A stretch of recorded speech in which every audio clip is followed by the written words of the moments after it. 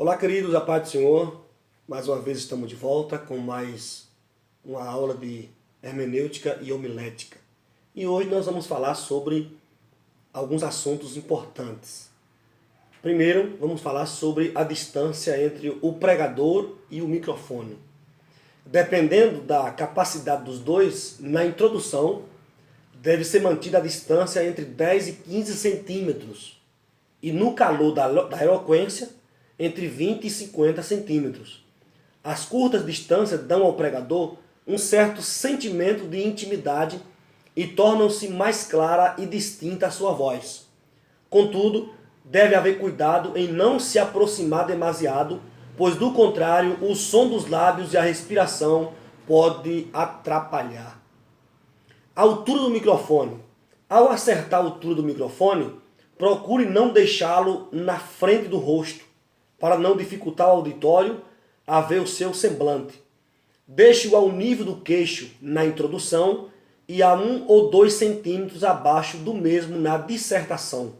Se for preciso segurar o microfone com a mão para se movimentar no púlpito, o cuidado com o jato de voz deverá ser o mesmo.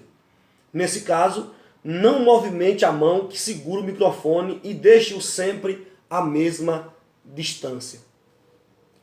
Existem também as formas de comunicação e os elementos da comunicação. Os elementos da comunicação, você já sabe, pregador, é o emissor, que é aquele que transmite a mensagem, o receptor, aquele que recebe a mensagem, que é o próprio conteúdo, e o código. O código é um código para decifrar a mensagem, ou seja, o código mental. Na igreja nós temos dezenas e centenas de códigos mentais diferentes. Se o meu código mental for muito diferente do seu código mental como ouvinte, é possível que essa comunicação fique bloqueada. O pregador tem que ter bastante sensibilidade para decifrar o código mental do ouvinte. Observe aqui alguns exemplos de códigos mentais. Primeiro é o código mental da idade. Um pregador de 60 anos pregando para jovens e adolescentes. Segundo o código mental é a cultura. Pregar para índios e falar de hambúrguer, McDonald's, computador e etc. O terceiro código mental é a diferença de sexo. O código mental masculino é totalmente diferente do código mental feminino.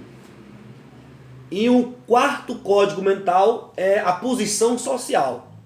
Na igreja nós temos empresários, advogados, executivo, professor, universitário, mas tem a pessoa simples também.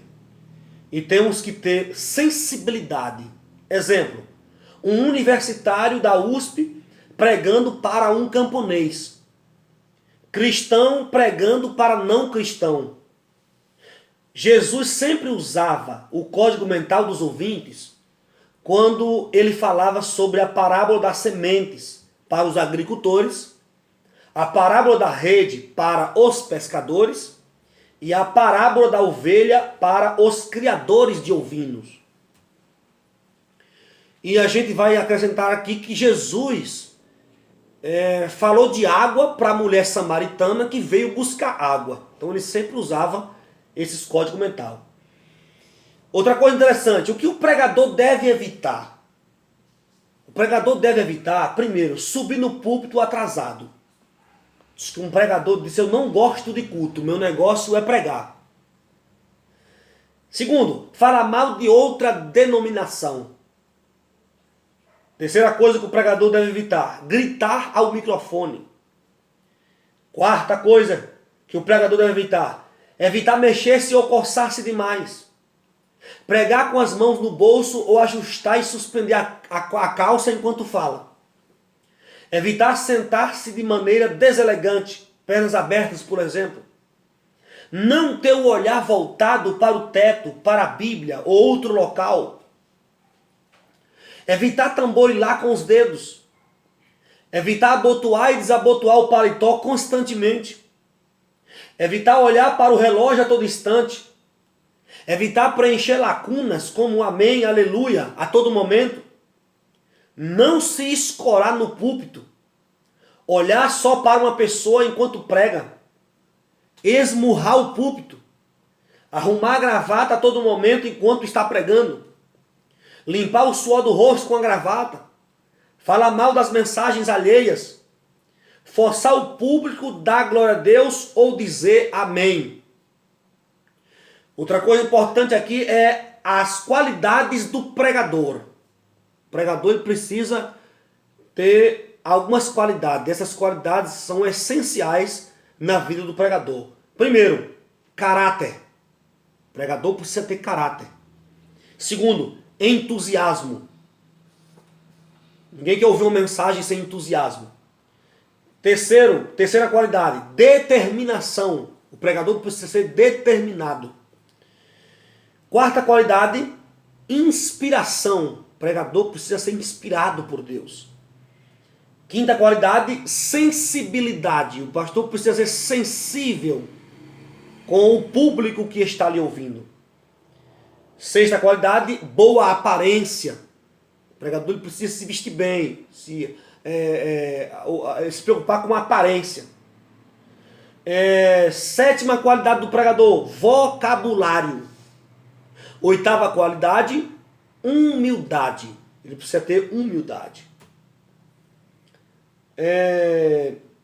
Algumas prioridades de quem prega a palavra de Deus.